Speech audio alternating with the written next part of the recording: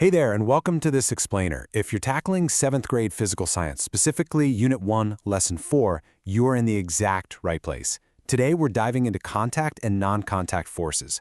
We're going to explore a pretty wild fundamental question about how objects interact in our everyday physical world. So let's get ready to make the invisible visible. Think about this for a second. How can objects actually push or pull each other without even touching? Honestly, it sounds kind of like magic, right? But I promise you, it's not. It's just the invisible machinery of the universe hard at work. Okay, let's dive into this.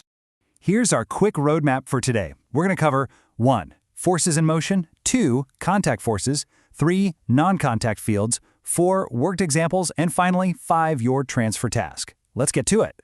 Section 1. Forces and motion. The basics. Now this brings us to a real golden rule of physical science, and basically our essential question for the unit. How exactly can forces explain changes in motion? Well, it all really boils down to mass, and the sum total of the forces acting on an object. Think of it like a giant tug-of-war. If those forces are perfectly balanced, absolutely nothing changes. But the very second you introduce an unbalanced force, boom, that object's motion is going to change. And naturally, a bigger force is always going to cause a bigger change in motion. So, by the end of this unit, here's what you'll be able to do.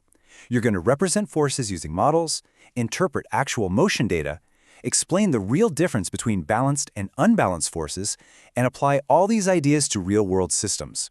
We're definitely not just memorizing textbook facts here. We're stepping into the shoes of true scientists to decode the physical world around us. Section 2. Contact forces when objects collide. All right, let's talk about physical collisions, which brings us straight to Newton's third law of motion. It states that for any pair of interacting objects, the force exerted by the first object on the second object is equal in strength, but in the opposite direction. What does that actually mean? Well, basically, you can't push a brick wall without that wall pushing right back against you with the exact same amount of force. It's a fundamental rule. Forces during a collision always come in equal and opposite pairs. So to make sense of this, we can break things down into 2 main categories. First up, we've got contact forces. These literally require physical touch, like 2 cars smashing into each other, or your foot kicking a soccer ball. But then, on the flip side, we have non-contact forces. These act completely across a physical distance. Think about gravity pulling an apple down from a tree. There are absolutely no physical strings attached. It just happens. Section 3. Non-contact forces and fields. Okay, so you might be wondering, how exactly do objects exert force on one another without ever making physical contact? The answer is something called a field. A field is this completely invisible area extending through space, and we can map it by looking at its effect on a test object, like a charged ball or a simple magnet. This right here is the secret mechanism. The objects aren't physically touching each other, but their fields are interacting right there in the space between them. Now, there are 3 main types of these non-contact forces. First is gravitational force, which is uniquely always attractive, meaning it only ever pulls things together. Then we have magnetic and electric forces. And what's really wild about these 2 is that they have this special ability to be attractive or repulsive. Depending on their electrical charge or their magnetic poles, they can pull things together or violently push them apart. Let's pause and talk about gravity for a second, because it's fascinating. Gravitational force actually exists between literally any 2 masses. Meaning, because you have mass, you technically have your own personal gravitational pull. But here's the catch. It's really only noticeable when an object has a truly massive scale.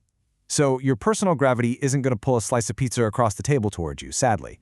But the Earth's gravity, that is large enough to keep the moon perfectly in orbit and, keep our feet firmly on the ground. Section 4. Real-world worked examples. Now what's really interesting is how we can actually see evidence of these invisible fields working in our everyday lives. For example, we can observe everyday magnets snapping together or watch electrically charged strips of tape physically repel each other. We can even see electrically charged pith balls jumping around and reacting to static. We obviously can't see the field itself with our naked eye, but we can absolutely observe and measure its physical effects on the objects it interacts with. And once we truly understand these fields, we can manipulate them. If you change a specific variable, you change the resulting force. For instance, just by increasing the number of turns of wire in a circuit, you directly create a stronger electromagnet. Or if you increase the number or strength of magnets, you generate a much higher speed in an electric motor. This is exactly how engineers harness the invisible world to build the amazing technology we use every single day. Section 5. Application and Transfer Tasks. All right, so it's time for you to step into the shoes of an engineer. Here is the exact process you'll use for your upcoming challenge. Step 1, you're going to ask questions about the data and identify your independent and dependent variables. Step 2, you'll apply Newton's third law to formulate your answer. And finally, Step 3, you get to design, test, and evaluate a solution to a specific collision problem. You're completely in the driver's seat for this investigation. And here is your high-stakes scenario. Your engineering challenge is to apply Newton's third law to design a solution for a massive collision problem. We're talking something like a meteor impacting a space vehicle.